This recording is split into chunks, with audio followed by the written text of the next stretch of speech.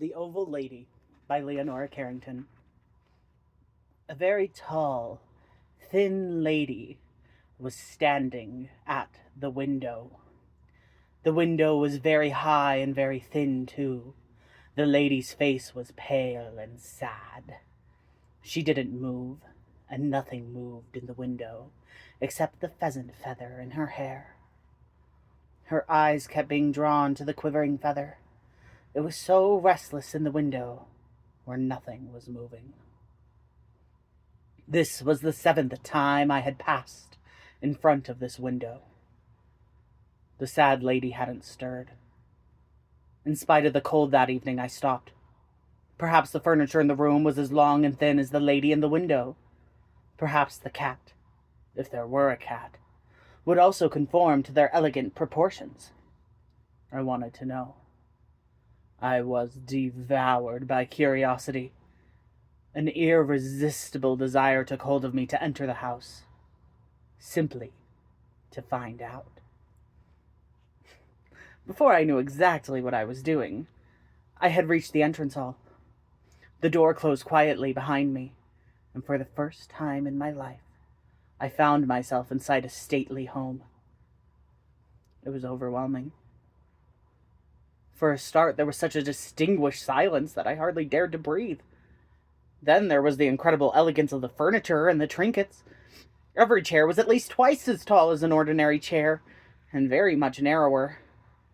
For these aristocrats, even plates were oval, not round like ordinary people's. The drawing room where the sad lady was standing was adorned with a fireplace, and there was a table laid with teacups and cakes.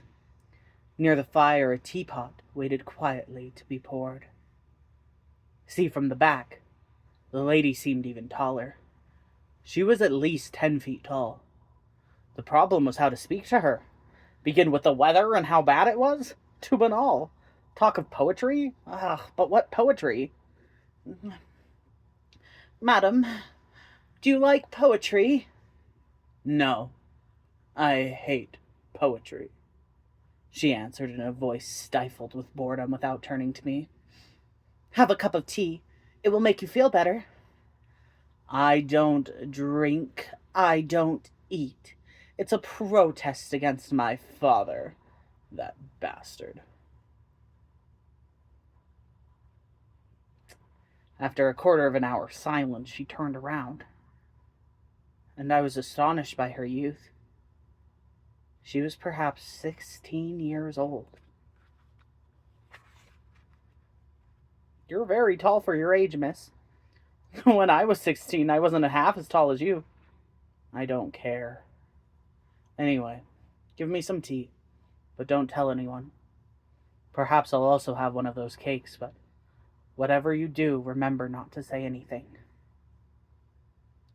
She ate with an absolutely amazing appetite. When she got to the 20th cake, she said, "Even if I die of hunger, he'll never win. I can see the funeral procession now, with 4 big black horses gleaming.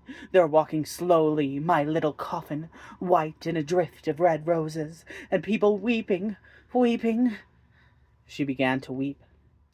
"Look at the little corpse of beautiful Lucretia. And you know, once you're dead, there's nothing very much one can do. I'd like to starve myself to death just to annoy him. What a pig." With these words, she slowly left the room. I followed her. When we reached the 3rd floor, we went into an enormous nursery, where hundreds of dilapidated and broken toys lay all over the place. Lucretia went up to a wooden horse. In spite of its great age, certainly not much less than 100 years, it was frozen in a gallop. "Tartar is my favorite," she said, stroking the horse's muzzle. "He loathes my father." Tartar tucked himself gracefully on his rockers, and I wondered to myself how he could move by himself. Lucretia looked at him thoughtfully, clasping her hands together. "He'll travel a very long way like that," she said, "and when he comes back, he'll tell me something interesting." Looking out of doors, I noticed that it was snowing. It was very cold, but Lucretia didn't notice it. A slight sound at the window attracted her attention. "It's Matilda," she said. I ought to have left the window open. Anyway, it's stifling in here." With that, she broke the window panes, and in came the snow with a magpie, which flew around the room 3 times. Matilda talks like this. "It's 10 years since I split her tongue in 2. What a beautiful creature." "Beautiful creature," screeched Matilda in a witch's voice. "Beautiful creature." Matilda went and perched on Tartar's head. The horse was still galloping gently. He was covered in snow. "Did you come to play with us?" inquired Lucretia. "I'm glad, because I get very bored here. Let's make believe that we're all horses. I'll turn myself into a horse with some snow. It'll be more convincing. You be a horse too, Matilda." "Horse, horse, horse," yelled Matilda, dancing hysterically on Tartar's head. Lucretia threw herself into the snow, which was already deep, and rolled in it, shouting, "We are all horses!" When she emerged, the effect was extraordinary. If I hadn't known it was Lucretia, I would have sworn that it was a horse. She was beautiful. A blinding white all over, with 4 legs as fine as needles, and a mane which fell around her long face like water. She laughed with joy and danced madly around in the snow. "Gallop, gallop, Tartar, but I shall go faster than you." Tartar didn't change speed, but his eyes sparkled. One could only see his eyes, for he was covered in snow. Matilda cawed and struck her head against the walls. As for me, I danced a sort of polka so as not to die of cold. Suddenly, I noticed that the door was open, and that an old woman stood framed in the doorway. She had been there perhaps for a long time without my noticing her. She looked at Lucretia with a nasty stare. "Stop at once," she cried, suddenly trembling with fury. "What's all this, my young ladies? Lucretia, you know this game has been strictly forbidden by your father. This ridiculous game. You aren't a child any more." Lucretia danced on, flinging out her 4 legs dangerously near the old woman. Her laughter was piercing. "Stop, Lucretia!" Lucretia's voice became shriller and shriller. She was doubled up with laughter. "All right," said the old woman. "So you won't obey me, young lady?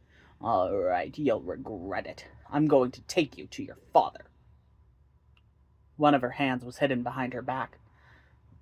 But with astonishing speed for someone so old, she jumped on Lucretia's back and forced a bit between her teeth.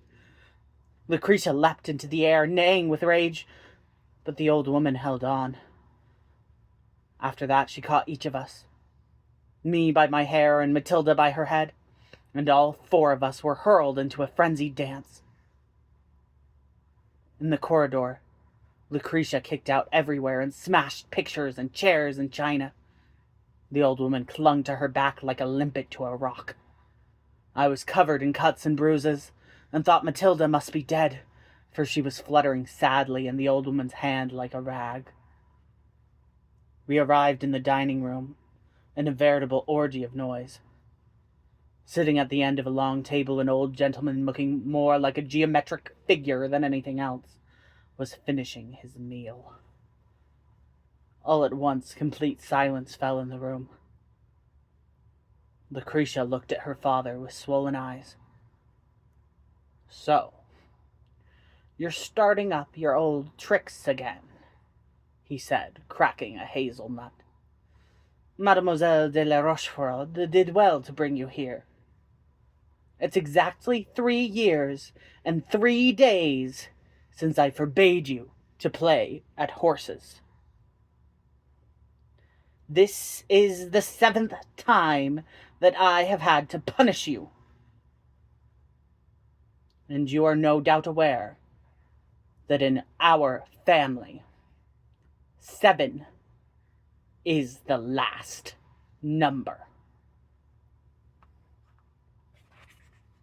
I'm afraid, my dear Lucretia, that this time I shall have to punish you pretty severely."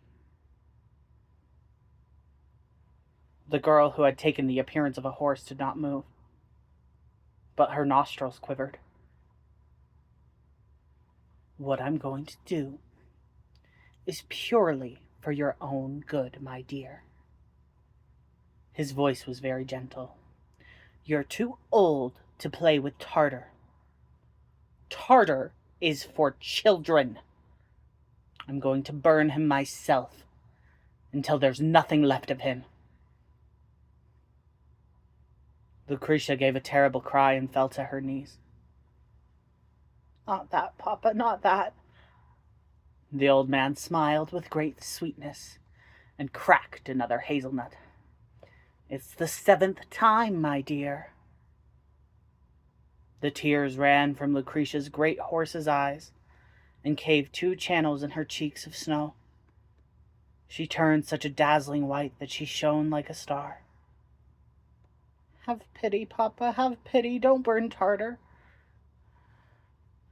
Her shrill voice grew thinner and thinner, and she was soon kneeling in a pool of water. I was afraid that she was going to melt away. Mademoiselle de la Rochefoucauld, take Miss Lucretia outside, said her father. And the old woman took the poor creature, who had become all thin and trembling, out of the room. I don't think he had noticed I was there. I hid behind the door and heard the old man go up to the nursery. A little later, I stopped my ears with my fingers, for the most frightful neighing sounded from above, as if an animal were suffering extreme torture.